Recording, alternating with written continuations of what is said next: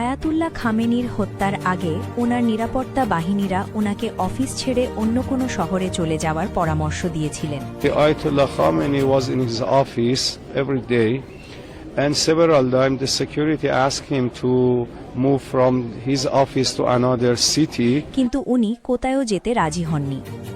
আপনারা দেখছেন জনতার আদালত।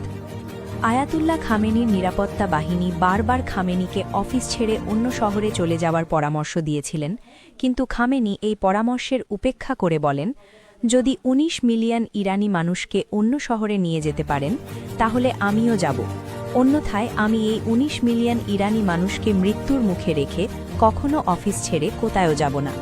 And he refused. He said, if you could move 90 million Iranians to another city, I will move after 90 million.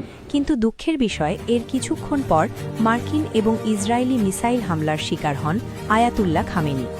ওনার প্রতিনিধি doctor Abdul মাজিদ হাকিম ইলাহি জানিয়েছেন, হামলার সময় খামেনি ওনার স্ত্রী, পুত্রবধূ ও একটি ভাতিজা সহ অফিসে উপস্থিত ছিলেন এবং সবাই একসাথে শেষ নিঃশ্বাস ত্যাগ করেন অফিসের মধ্যে। They asked him, we will provide you some basement to be safe for you. Said, if you could provide and build basement for all Iranian, yes, I'm ready also to be after 90 million.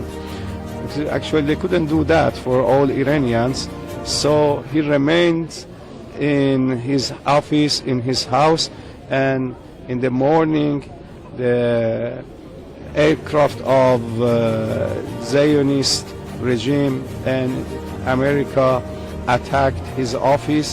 He, with his wife and his daughter-in-law and some of his nephew, passed away and martyred.